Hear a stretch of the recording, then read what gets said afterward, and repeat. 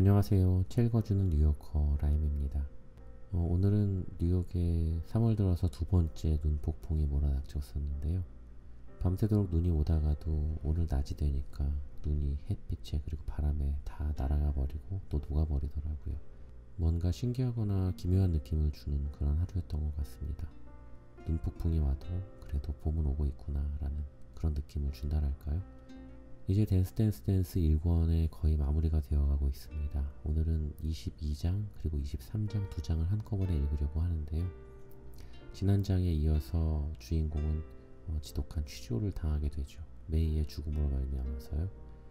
그리고 22장까지 그 취조의 장면이 세세하게 묘사가 되고 있는데 정말 독자로 하여금 그 취조의 권태로움이 그대로 전달이 될 만큼 정말 지루하고 또 그런 끔찍한 일들이 일어나는구나 라는 그런 감정들이 세세하게 전달이 되는 것 같았습니다. 그리고 23장에서는 마침내 유키가 어떤 신비로운 능력을 가지고 있는지에 대해서 밝혀지게 됩니다. 철저하게 어른들의 세계로 점철된 것 같은 이 책의 세계관 속에서 이 13살짜리 소녀의 역할은 무엇이었나 라는 것이 23장에서는 구체적으로 실체가 밝혀지기 시작을 합니다. 무라카미 하루키의 댄스 댄스 댄스 22장과 23장 낭독 시작하겠습니다. 22장 다음날도 대개 비슷한 일이 되풀이되었다. 아침에 우리들은 또 같은 방에 모여서 셋이서 묵묵히 마시라곤 조금도 없는 커피를 마시고 빵을 먹었다. 그다지 나쁘지 않은 빵이었다. 그리고 나서 문학이 나에게 전기 면도기를 빌려주었다. 나는 전기 면도기를 그다지 좋아하진 않았지만 별 수 없이 그걸로 수염을 깎았다. 그리고 질문이 다시 시작되었다. 하잘것없는 세세한 질문, 합법적인 고문. 낮까지 그것이 태엽장치를 한 달팽이 마냥 지루하게 계속되었다. 낮까지 그들은 질문할 수 있는 만큼은 전부 질문하고 말았다. 질문거리도 그제서야 다 해버린 것 같았다. 대략 이 정도겠지요 하고 어부가 볼펜을 책상 위에 놓고서 말했다. 두 형사는 약속이나 한 것처럼 동시에 후유하고 한숨을 쉬었다. 나도 한숨을 쉬었다. 아마 그들은 나를 여기에 붙들어 두기 위해 시간 벌기를 하고 있었을 것이라고 나는 넘겨짚었다. 아무려면 살해당한 여자의 지갑 속에 명함 한 장이 들어 있었기로서니 구치 허가를 받을 수 있을 리가 없다. 비록 나에게 유효한 알리바이가 없었다 하더라도 말이다. 그래서 그들은 이런 싱겁기 짝이 없는 카프카적인 미로 속에다가 나를 붙들어 두고 있는 것이다. 지문이니 사체 해부니 하는 결과가 나와서 내가 범인인지 아닌지가 명백해지기까지. 하잘것없는 이야기다. 하지만 어떻든 이제 질문은 끝난 것이다. 나는 집으로 돌아간다. 그리고 목욕을 하고 이를 닦고 제법 단정하게 수염을 깎는다. 제대로 커피를 마신다. 제대로 식사를 한다. 자, 이제 하고 어부가 등을 펴고 탁탁 허리를 두드리면서 말했다. 슬슬 점심이라도 먹을까요? 이젠 질문도 끝난 것 같으니 난 집에 가겠소 하고 나는 말했다. 그게 글쎄 그렇게만 할 수도 없답니다 하고 어부가 거북하다는 듯이 말했다. 왜요? 하고 나는 물었다. 당신이 이렇게 진술했습니다 하는 서명이 필요하거든. 좋아요, 서명합시다. 그러기 전에 우선 내용이 틀림이 없는지 어떤지 읽고서 확인해 주시오. 한 줄 한 줄 확실히. 대단히 중요한 일이니까. 나는 30장 또는 40장이 되는 차곡히 써넣어진 사무용지를 천천히 주의 깊게 읽었다. 한 20년이 지나면 이런 문장에도 혹은 풍속 자료적인 가치는 있게 될지도 모르겠군. 나는 그런 생각을 하면서 읽었다.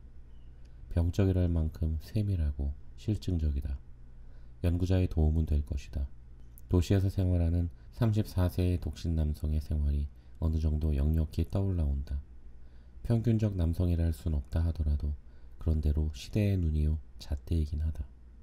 하지만 경찰서의 취조실에서 읽고 있노라니까 그저 따분해질 뿐이었다. 다 읽어내는 데에 15분이 걸렸다. 하지만 그런대로 이걸로 끝난단 말이다. 이것만 다 읽고 서명하면 집에 돌아갈 수 있단 말이다.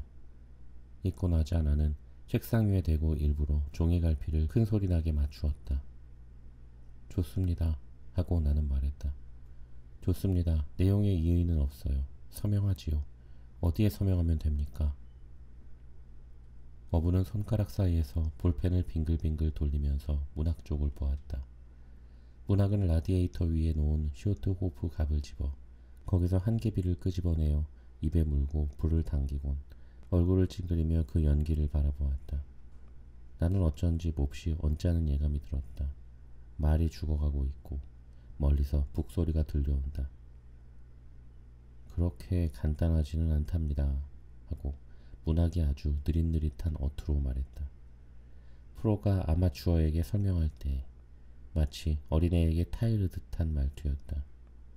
이런 서류는 말입니다. 자필이 아니고선 안 된답니다. 자필? 즉 말이죠. 이걸 다시 한번 고쳐 써주지 않으면 안 된다. 그 말씀입니다. 당신이 자기 손으로 그러지 않으면 법률적으로 유효하지 않답니다. 나는 그 사무용지 묶음에 눈길을 보냈다. 나에겐 화낼 기력도 남아있지 않았다. 나는 화내고 싶었다. 그리고 이런 건 그릇된 일이다. 하고 소리 지르고 싶었다. 책상이라도 두드리고 싶었다. 너희들에게 이런 일을 할 권리는 없다. 나는 법률에 의해 보호된 시민이란 말이다. 하고 나는 일어나서 서슴없이 집으로 돌아와 버리고 싶었다. 정확하게는 그것을 말릴 권리가 그들에게 없는 것도 알고 있었다. 하지만 나는 너무나 지쳐 있었다. 지쳐 있어서 이젠 아무것도 하고 싶지 않았다.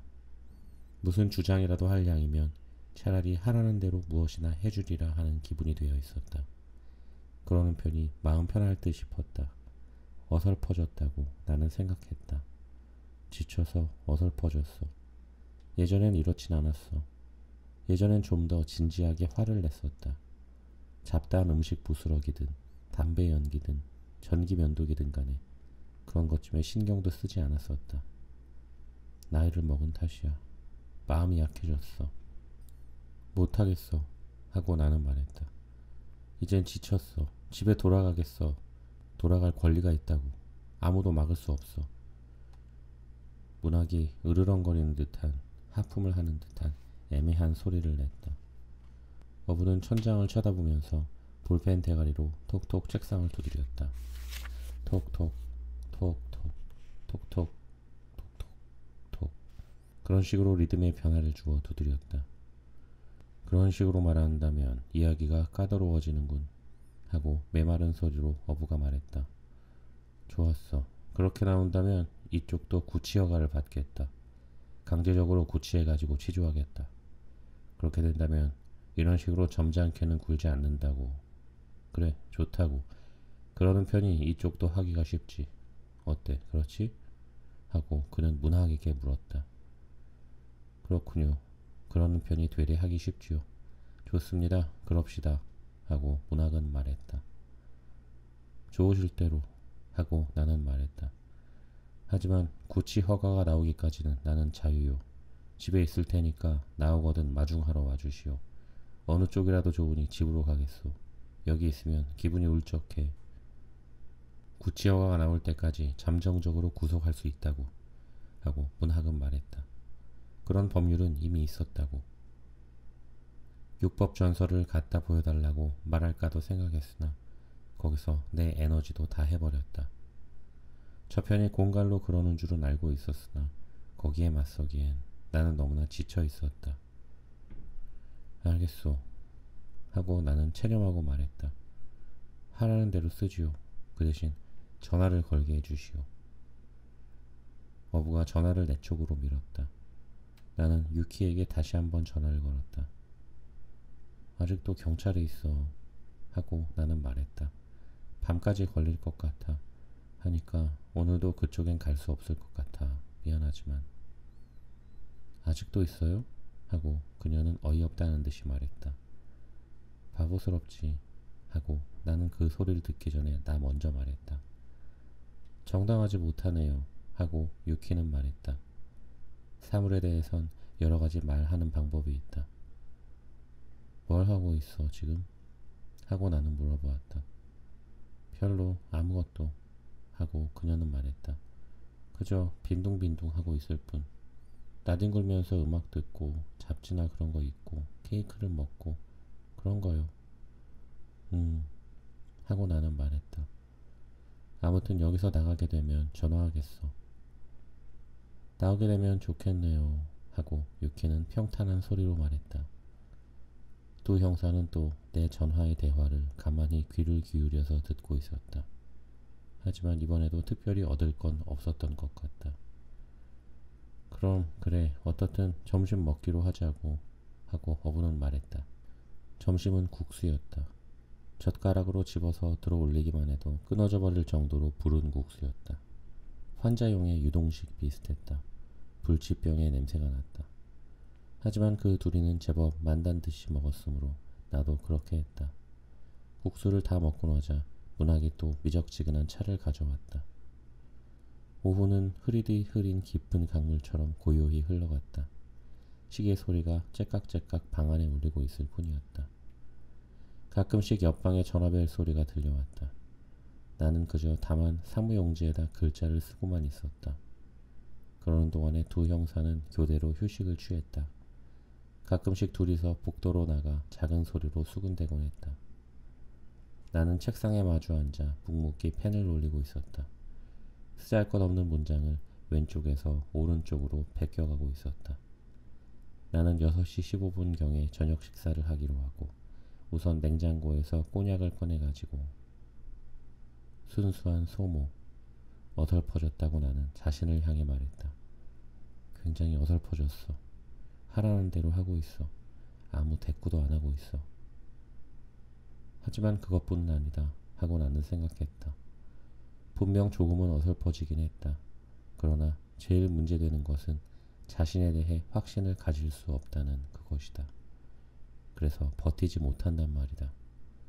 내가 하고 있는 건 참으로 옳은 것일까? 고훈다를 비호하는 대신 모든 것을 털어놓고 수사에 협력해야 하는 것이 아닐까? 나는 거짓말을 하고 있었다. 거짓말을 하는 것은 그것이 어떤 종류의 거짓말이건 별로 기분 좋은 것이 못 된다. 비록 친구를 위한 것이라 하더라도 말이다. 자신에게 타이를 수는 있다. 비록 무엇을 한다 하더라도 메이가 살아날 수는 없는 노릇이라고. 그런 식으로 자기 자신을 납득시킬 수는 있다. 하지만 버틸 수는 없다. 그래서 나는 잠자코 서류를 베껴 쓰고만 있었다. 저녁 때까지 걸려서 20장을 완성했다. 장시간에 걸쳐 잔글씨를 계속 써대는 건 어지간히 힘든 작업이 아닐 수 없었다. 차츰차츰 손목에 맥이 풀려온다. 팔꿈치가 무거워진다. 오른손 가운데 손가락이 아파오기 시작한다. 머리가 멍해지면서 이내 글씨가 잘못된다. 잘못되면 줄을 긋고 거기에 손도장을 찍는다. 기분이 울적해진다. 저녁에 또 도시락을 먹었다. 식욕은 거의 없었다. 차를 마셨더니 위장이 메스꺼웠다. 화장실에 가서 거울을 보니 나로서도 형편없는 얼굴을 하고 있었다. 아직도 결과는 안 나왔어? 하고 나는 어부에게 물어보았다. 지문이라든가 유류품이라든가 사체 해부의 결과 같은 건? 아직 안 나왔는 걸 하고 그는 말했다. 좀 더 시간이 걸리지. 10시까지 걸려서 이제 5장만 하면 되는데 그것이 나의 능력의 한계였다. 이 이상은 이제 한 글자도 더 쓰지 못하겠다고 나는 느꼈다. 그래서 그렇게 말했다. 어부가 다시 나를 유치장까지 데려갔다. 나는 거기서 푹 잠이 들었다. 이를 닦을 수 없다는 것도 옷을 갈아입을 수 없다는 것도 이젠 아무려면 어떠냐 싶었다. 아침에 되어 또 전기 면도기로 수염을 밀고 커피를 마시고 빵을 먹었다. 그리고 이제 5장을 썼다. 그리곤 한 장 한 장에 또박또박 서명을 하고 손도장을 찍었다. 그것을 문학이 체크했다. 이걸로 이제 해방시켜 주겠죠? 하고 나는 말했다. 이제 조금만 더 질문에 답변해 준다면 돌아가도 좋아요. 하고 문학이 말했다.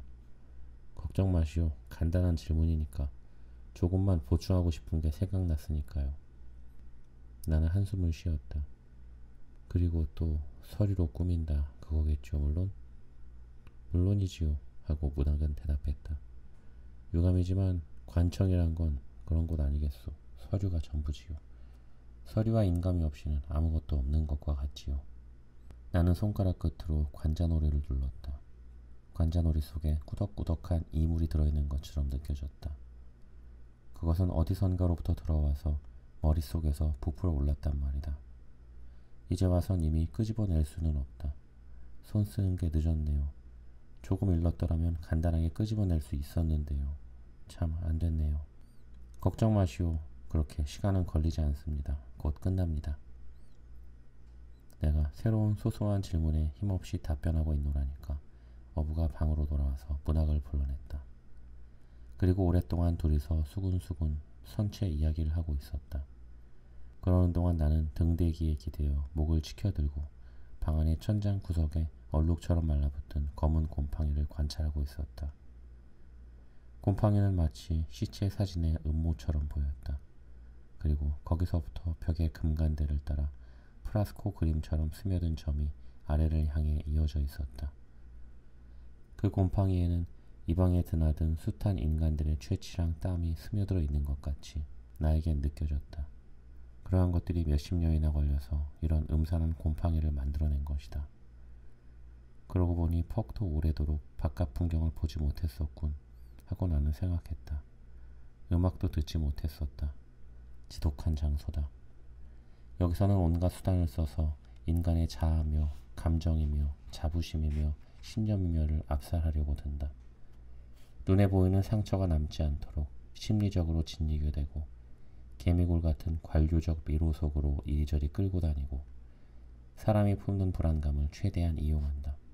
그리고 태양의 광선을 멀리하고 부스러기 같은 음식을 먹게 한다. 불쾌한 땀을 흘리게 한다. 그런 식으로 해서 곰팡이가 생겨난다.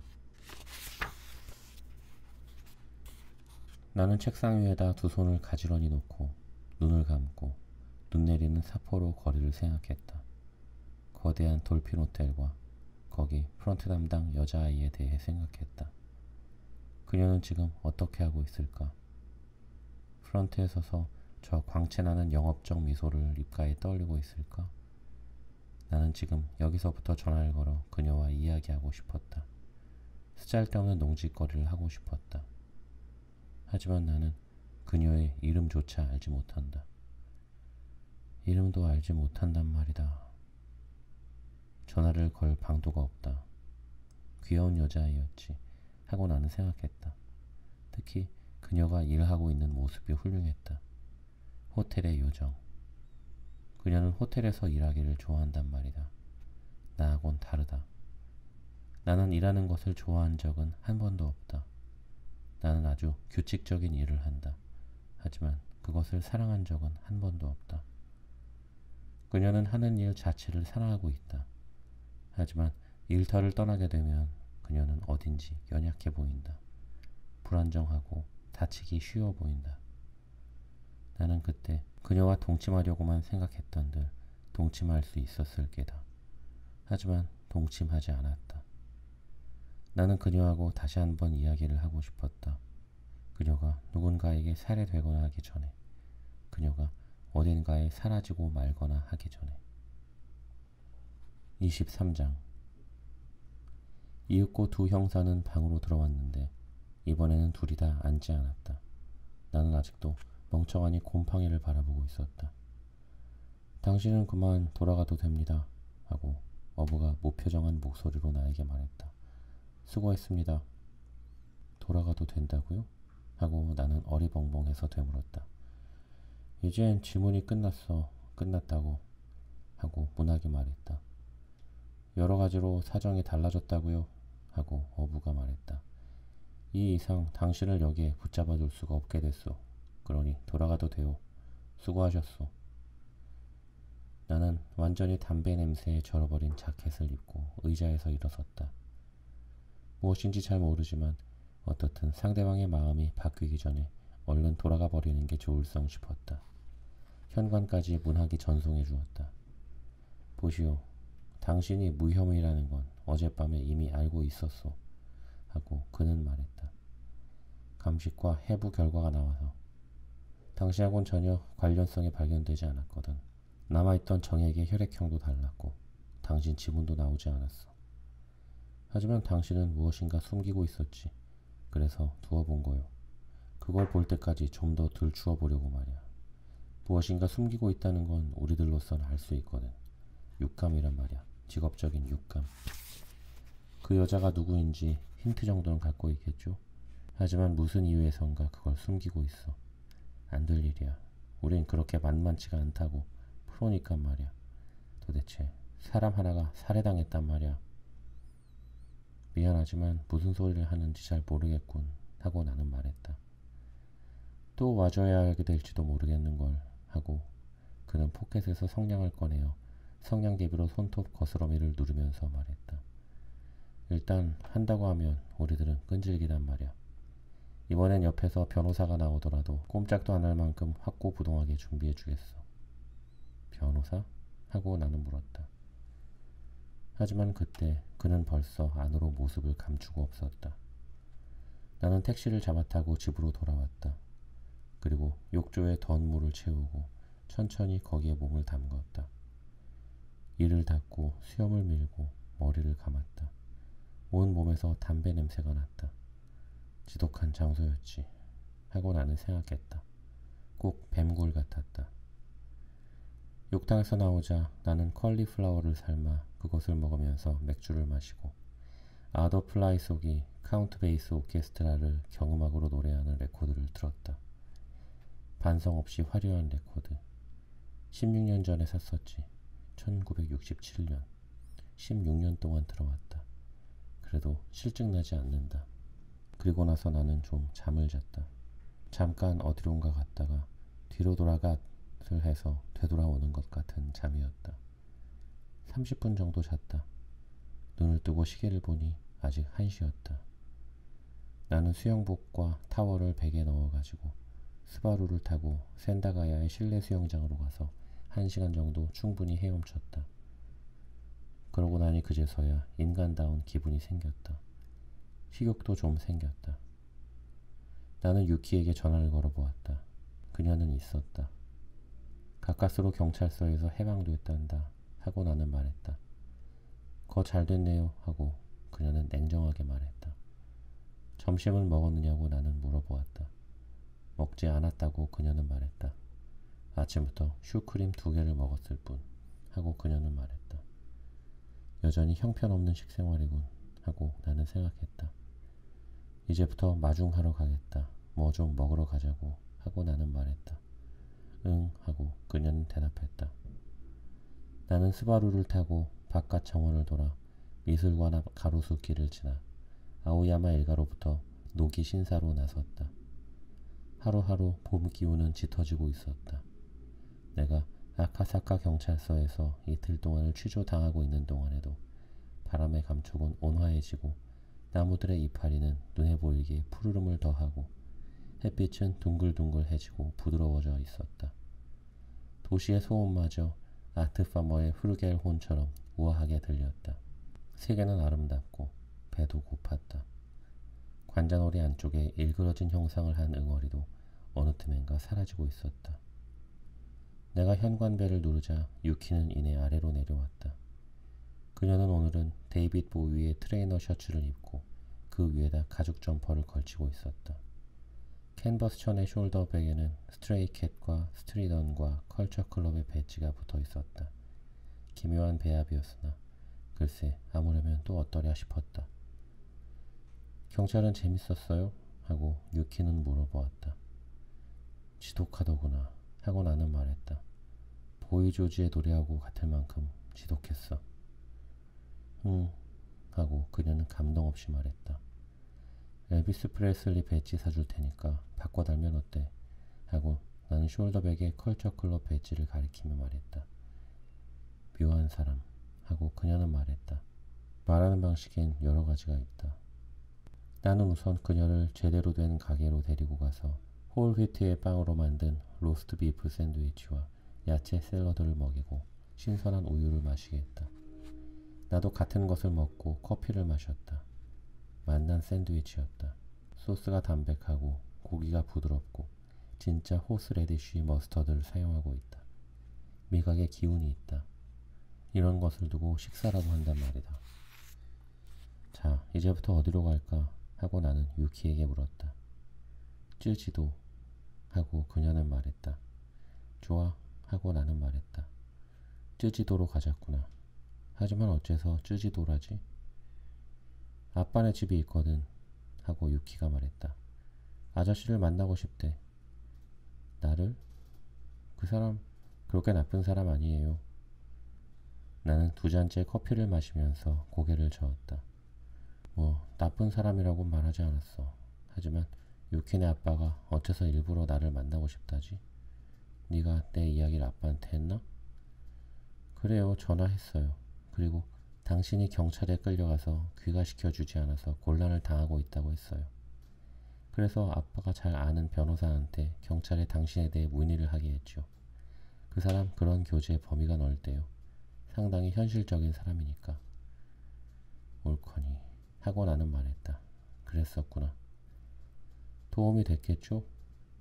도움이 됐어. 참으로. 아빠 말로는 경찰에서 당신을 잡아둘 만한 권리는 없었대요. 귀가하고 싶다면 당신은 언제라도 자유로이 귀가할 수 있었죠. 법률적으로는. 알고 있었어. 그 점은. 하고 나는 말했다. 그럼 어째서 돌아오지 않았죠? 이제 돌아갑니다. 하고. 까다로운 문제야. 하고 나는 잠시 생각한 다음에 대답했다. 어쩌면 자신을 벌하고 있었는지도 몰라. 보통이 아니네요. 하고 그녀는 두 손으로 뺨을 괴고 말했다. 말하는 방식엔 여러 가지가 있다. 우리는 스바루를 타고 쯔지도까지 갔다. 오후 늦은 시각이라서 도로는 비어 있었다. 그녀는 숄더백에서 갖가지 테이프를 꺼내서 들었다. 바한마리의 엑소더스로부터 스틱스의 미스터 로봇까지 실로 각양각색의 음악이 차 안에 흘렀다. 재미난 것도 있는가 하면 시시한 것도 있었다. 하지만 그런 것은 경치와 같은 것이다. 우측에서 좌측으로 자꾸자꾸 지나가 버린다. 유키는 거의 입을 열지 않은 채 의자에 느슨히 기대어 음악을 듣고 있었다. 대시보드에 있던 나의 선글라스를 집어들어 그것을 끼고 도중에 버지니아 슬림을 한 갭이 피웠다. 나도 잠자코 운전에 신경을 집중하고 있었다. 기어를 자주자주 바꾸면서 훨씬 앞쪽 노면을 내다보고 있었다. 교통표지판 하나하나를 조심스레 체크했다. 이따금 그녀가 부러워졌다. 그녀가 지금 13살이라는 게 말이다. 그녀의 눈에는 갖가지 일들 모두가 신선하게 비치리라. 음악이며 풍경이며 사람들이. 나 역시 옛날에는 그랬다. 내가 13살 때.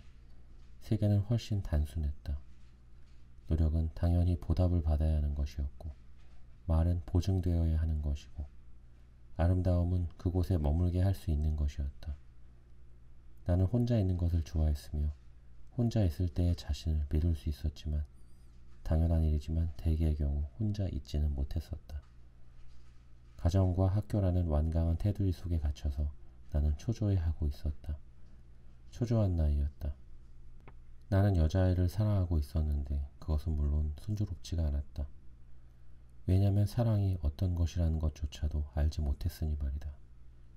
나는 그녀하고 거의 제대로 이야기도 하지 못했다. 나는 내성적이고 재치가 없는 소년이었다. 선생이나 부모가 강압으로 밀어붙이는 가치관에 이의를 말하고 반항하려 했지만 이의를 제기할 말이 제대로 잘 나오지 않았다. 무슨 일을 하거나 솜씨 있게 되지 않았다. 무슨 일을 하거나 척척 되어가는 고혼다와는 전혀 반대 입장에 놓였다. 하지만 나는 사물의 신선한 모습을 볼 줄은 알았다. 그것은 정말 멋진 일이었다. 냄새가 제대로 풍겼고 눈물은 진실로 훈훈했으며 여자애는 꿈처럼 아름다웠으며 로큰롤은 영원히 로큰롤이었다. 영화의 어둠은 우아하고 친밀했으며 여름밤은 끝없이 그윽하고 관능적이었다. 그러한 초조한 나날을 나는 음악과 영화와 책과 더불어 지냈다. 샘 쿡이랑 리치 넬슨의 유행가 가사를 암송하면서 지냈다. 나는 나 혼자만의 세계를 구축하고 그 속에서 살고 있었다. 그것이 나의 13살 모습이었다. 그리고 고훈다와 같은 과학 실험반에 있었다. 그는 여자아이들의 뜨거운 시선을 받으며 성냥을 그어 가스버너에다 우아하게 쏙 불을 당기곤 했다. 어째서 그가 나를 부러워하지 않으면 안 된단 말인가? 알 수 없는 일이다. 보라고 하고 나는 유키에게 말을 걸었다. 양가죽을 걸치고 있던 사람의 이야기를 들려주지 않을래? 넌 어디서 그 사람을 만났지? 그리고 내가 그 사람을 만났다는 걸 어떻게 알고 있었지? 그녀는 얼굴을 이쪽으로 돌리고 선글라스를 벗어서 대시보드에 되올려 놓았다. 그리고는 어깨를 약간 움츠렸다. 우선 먼저 내가 묻는 말에 대답해 주겠어요? 좋아. 하고 나는 말했다. 유키는 얼마 동안 술 취한 다음날 아침처럼 어둑어둑하고 구슬픈 필 콜린스의 유행가에 맞추어 허밍하고 나서 다시 한번 선글라스를 집어들고 안경다리를 만지작거렸다. 저 전에 당신이 홋카이도에서 내게 말했죠? 지금까지 데이트한 여자애 중에서 내가 제일 예쁘다고요. 분명 그렇게 말했지. 하고 나는 말했다. 그거 정말인가요? 아니면 내 비위를 맞춰주기 위한 것이었나요? 솔직하게 말해주면 좋겠어요. 정말이야. 거짓말이 아니야. 하고 나는 말했다. 지금까지 몇 사람쯤 하고 데이트했죠? 수없이. 200명쯤? 설마. 하고 나는 웃으면서 대답했다. 내게 그만한 인기는 없다고. 전혀 없는 것도 아니지만 어느 편인가 하면 아주 국지적이야. 폭이 좁아서 범위가 크지 못하거든. 고작 10명쯤이 아닐까? 그것밖에 안 돼요? 한심한 인생이지. 하고 나는 말했다. 어둡고 축축하고 좁고 국지적. 하고 유키는 말했다. 나는 고개를 끄덕였다. 그녀는 그 같은 인생에 대해서 잠시 생각하고 있었다. 그러나 얼른 이해가 안 되는 모양이었다. 하는 수 없지. 아직 너무 어리니까. 10명 하고 그녀는 말했다. 되게 하고 나는 말했다. 그리고 다시 한번 34년의 보잘것없는 인생을 되돌아보았다. 되게 그 정도. 글쎄 많아야 고작 20명쯤 될까? 20명이라 하고 유키는 체념한 듯이 말했다. 하지만 아무튼 그 중에서 내가 가장 예쁘다 그 말이죠? 그래 하고 나는 말했다. 예쁜 사람하고는 별로 교제하지 않았나요? 하고 그녀는 물었다. 그리고 2개비째 담배에다 불을 당겼다. 교차로에 순경의 모습이 보였으므로 나는 그것을 빼앗아 창밖에다 버렸다. 제법 예쁜 여자아이하고도 데이트를 했지. 하고 나는 말했다. 하지만 유키 쪽이 더 예쁜걸. 거짓말 아니라니까. 이런 말 이해할 수 있을지 어떨지 모르겠지만 유키의 아름다움은 독립해서 기능하고 있는 아름다움이야. 다른 아이들하고는 전혀 다르지. 하지만 제발 부탁이니 차 안에서 담배 피우지 마. 바깥에서 보이기도 하고 차에서도 냄새가 나. 전에도 말했지만 여자가 어려서부터 지나치게 담배를 피우면 이담에 커서 생리불순이 된다고. 바보스럽게 하고 유키는 말했다. 양가죽을 쓴 사람 이야기를 좀 해봐. 하고 나는 말했다. 양사나이 말이죠. 어떻게 알았지 그 이름을? 당신이 말했잖아요. 요전번 전화에서 양사나이라고요. 그랬던가? 그랬어요. 하고 유키는 말했다. 도로는 막혀 있어서 나는 2번이나 신호대기에 걸렸다. 양사나이 이야기 좀 해줘. 어디서 양사나이를 만났지? 유키는 어깨를 움츠렸다. 난 그 사람을 만나지 않았다고요. 단지 문득 그렇게 생각했을 뿐인걸요. 당신을 보고 있다가요. 그리고 가늘게 쭉 뻗은 머리칼을 손가락에다 돌돌 말았다. 그런 느낌이 들었어요. 양가죽을 쓴 사람이 있는 것만 같은 그런 기색을 말이죠. 당신을 그 호텔에서 만날 때마다 그런 생각이 들었다고요. 그래서 그렇게 입 밖에 내어 말해본 거예요. 거기에 대해 특별하게 뭔가 알고 있다는 게 아니에요. 나는 신호대기를 하는 동안 그 일에 대해서 잠시 생각해 보았다. 생각할 필요가 있다. 머리에 태엽을 조일 필요가 있다. 조일 대로 꽉 말이다. 그렇게 생각했다는 것은 하고 나는 유키에게 물었다. 말하자면 유키한테는 그 모습이 보였다. 그 말이 아니겠어? 그 양사나이의 모습이 말이야. 표현이 잘 안되네요. 하고 그녀는 말했다. 어떻게 말하면 될까? 그 양사나이라는 사람의 모습이 눈에 분명하게 떠오른다는 게 아니고요. 알겠어? 뭔가 이렇게 그런 것을 본 사람의 감정이 공기처럼 이쪽으로 전달되는 거라고요. 그건 눈에 보이는 것이 아니야. 눈에는 안 보이지만 난 그것을 느끼고 형태를 바꿔 놓을 수가 있다 그 말이에요.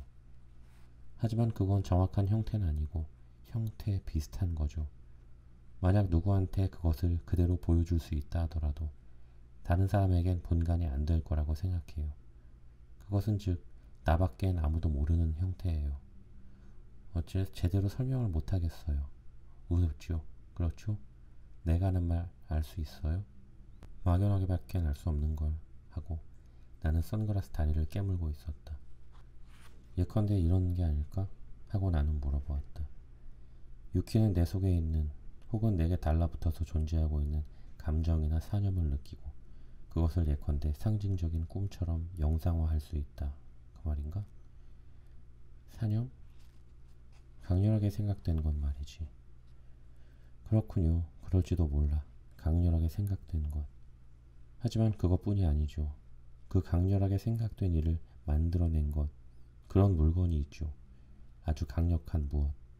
생각을 만들어내는 힘이라고 하면 좋을지.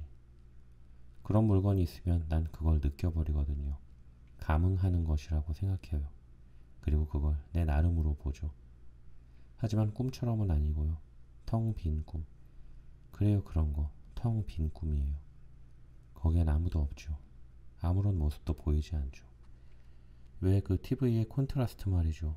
그걸 굉장히 어둡게 할 때와 마찬가지죠. 아무것도 보이지 않거든요. 하지만 거기엔 누군가 있지요. 가만히 응시하고 있으면요. 그걸 느낀단 말이에요. 거기에 있는 건 양가죽을 뒤집어 쓴 사람이라고요. 아기는 아니에요. 하지만 보이진 않죠. 불에 쬐인 종이에 나타난 그림처럼. 그건 거기에 있죠. 보이진 않지만 알 수 있거든요. 보이지 않는 것으로서 보인단 말이에요. 형상이 없는 형상이에요. 그녀는 혀를 찼다. 형편없는 설명이죠? 아니야. 유키는 잘 설명했어. 정말? 아주 하고 말했다. 유키가 말하려는 걸 알 듯하다고. 내가 그것을 이해하는데 시간이 걸릴 뿐이야. 거리를 빠져나와 쯔지도의 바다로 가서 나는 소나무 숲 옆에 주차 공간에 하얀 선 속에 차를 세웠다. 다른 차는 거의 없었다. 좀 걷자고 나는 유키에게 말했다. 기분 좋은 4월의 오후였다. 거센 바람도 없고 파도도 잔잔했다. 마치 먼 바다 쪽에서 누군가 살며시 의자를 흔들고 있는 듯 자잘한 파도가 밀려왔다간 다시 밀려가곤 했다. 조용하고 규칙적인 파도였다. 서퍼는 그만 단념하고 못해 올라 젖은 수트를 입은 채 백사장에 앉아서 담배를 피우고 있었다. 쓰레기를 태우는 모닥불의 하얀 연기가 거의 직선으로 하늘을 향해 솟아오르고 왼편에는 에노시마가 신기루처럼 어슴풀에 흐려 보였다. 커다란 검정개가 생각이 깊은 얼굴로 물가의 오른편에서 왼편을 향해 종종 걸음으로 일정한 간격을 유지하며 지나갔다. 먼 바다에는 몇 척인가 어선이 떠있고 그 상공을 하얀 소용돌이처럼 소리 없이 갈매기 떼가 날고 있었다. 바다에서도 봄 기운이 느껴졌다. 우리는 해안의 보행자 도로를 산책했다. 조깅하는 사람들이랑 자전거를 탄 여고생들이랑 엇갈리면서 후지사와 쪽을 향해 한가하게 걷다가 적당한 곳에서 백사장에 앉아 둘이서 바다를 바라보았다. 흔히 그런 걸 느끼게 되나? 하고 나는 그녀에게 물어보았다. 가끔씩밖에 안 느끼죠. 그런 걸 느끼는 상대란 그렇게 많지 않거든요. 아주 조금 분. 하지만 되도록 그 일은 생각지 않으려고 하거든. 무엇을 느낄 것만 같아지면 이내 닫아버리도록 하거든요. 대개 그런 경우란 느낌으로 알게 되니까요. 닫아버리면 깊게는 느끼지 않아도 되거든요. 눈을 감는 것과 마찬가지로 감각을 닫아버리는 거죠. 그렇게 하면 아무것도 안 보이죠. 무엇이 있다는 건 알아. 하지만 보이진 않아. 그냥 그대로 가만히 있으면 아무것도 보지 않아도 돼. 그래, 영화 같은 데서 무서운 게 나올 것만 같으면 눈을 감아버리죠. 그것과 마찬가지죠. 그것이 지나가 버릴 때까지 감고 있죠. 가만히 말이죠. 어째서 감아버리지?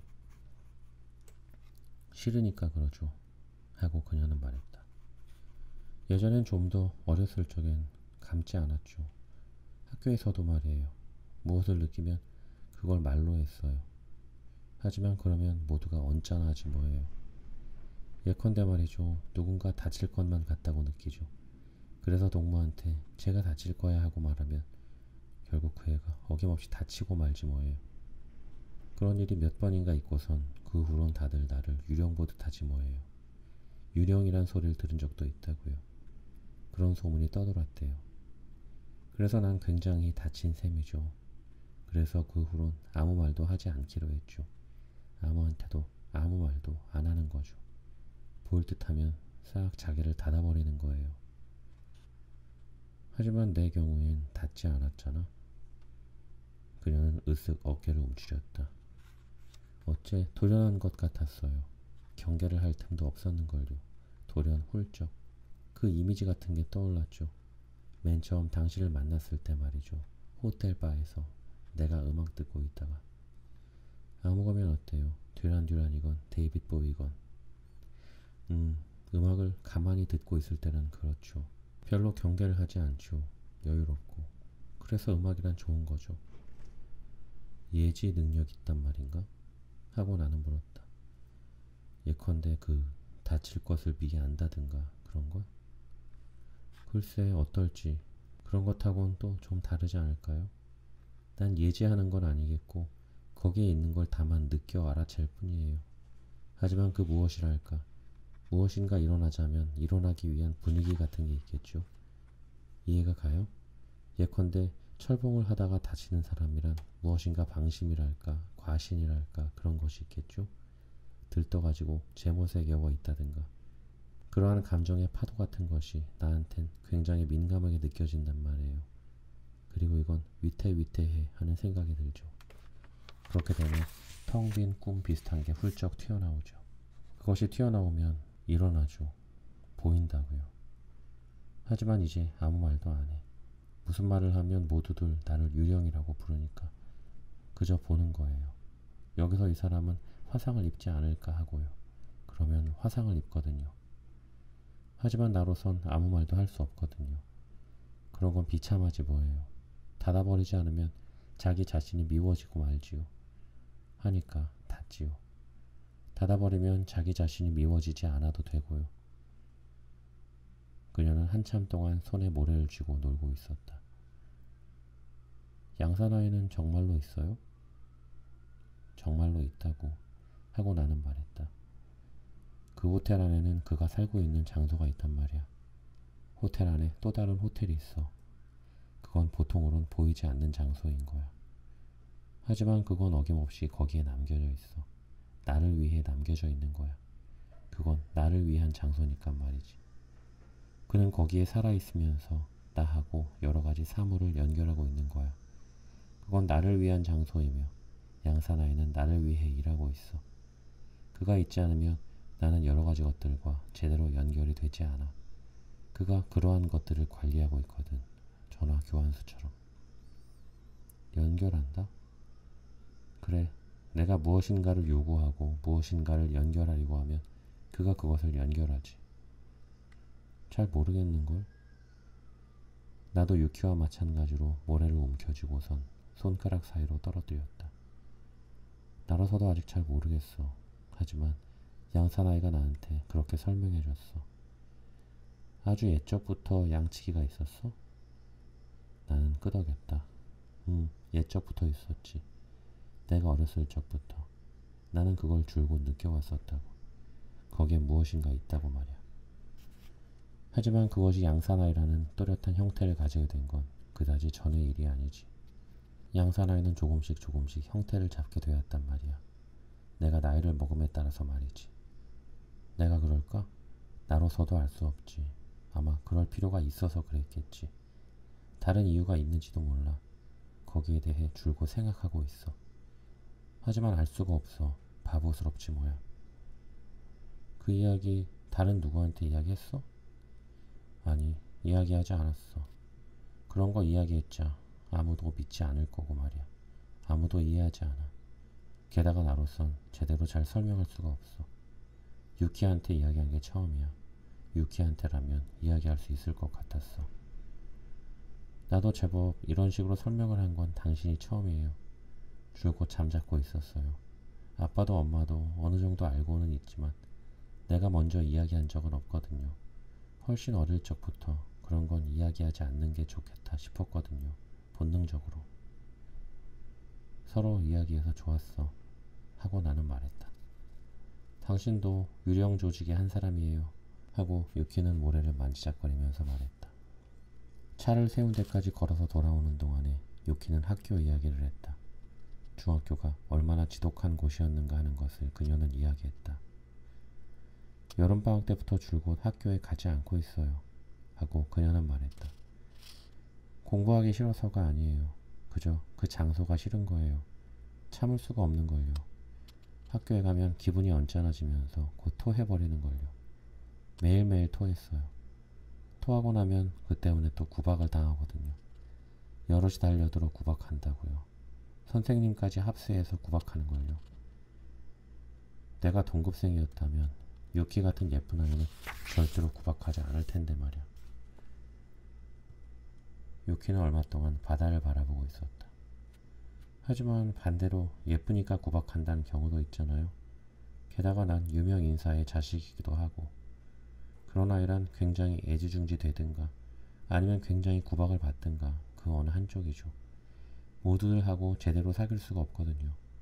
난 언제나 긴장이 있지 않을 수가 없거든요. 보세요. 늘상 마음을 닫아버릴 수 있도록 하고 있어야 하지 않겠어요? 하지만 그런 건 아무도 알아주지 않거든. 내가 노상 그런 식으로 쭈뼛거리지 않을 수 없다는 이유 말이에요. 쭈뼛쭈뼛해하면 미끼로 보이나 봐요. 그래서 구박하는 거죠. 굉장히 징그러운 방식으로 말이죠. 믿을 수 없을 정도로 징그럽게요. 굉장히 창피한 짓을 하거든요. 그런 짓을 어떻게 하느냐. 믿어지지 않을 정도의 그런 짓. 글쎄. 나는 유키의 손을 잡았다.